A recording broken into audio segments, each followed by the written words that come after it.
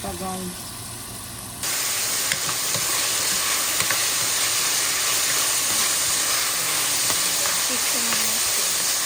Init ko lang kami ng pa-sweet. So, yan. Sasapay lang natin siya ng ganyan. So, guys, so what I'm going to do is simple food lang. So, isang mag-eat na pirasong harap lang. So, maraming sibuyas.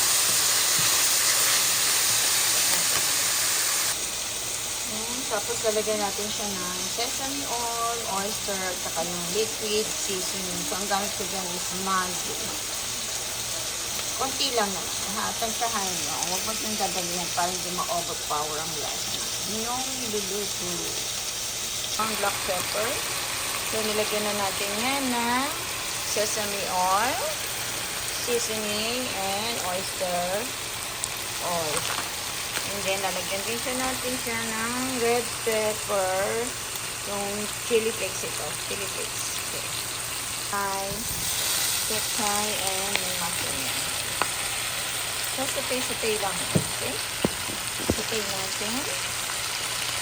Ayan, dito lang natin siya ng saglit. And then, after that, okay na siya. So, ayan guys. Yan ang ating nilutong simpleng gulay. Ayan. Hindi ko po alam kung anong tawag sa akin niluto nito. Basta po nagsautay lang po ko ng bawang sibuyas. Naglagay ako ng konting chicken strips. Lagyan ko ng oyster sauce, sesame oil, liquid seasoning, black pepper, konting chili flakes, and then yung gulay natin. So, kahit anong klaseng gulay yung meron kayo available sa inyong rep, pwede po yan.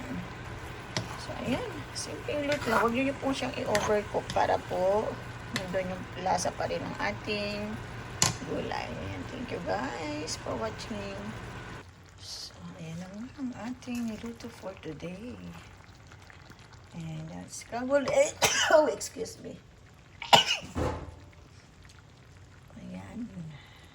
Yan ang ating niluto. Obviously, kinagatan na ni Kain na yung ating hotdog. Oh, diba? Yan, at ang ating gulay-gulay.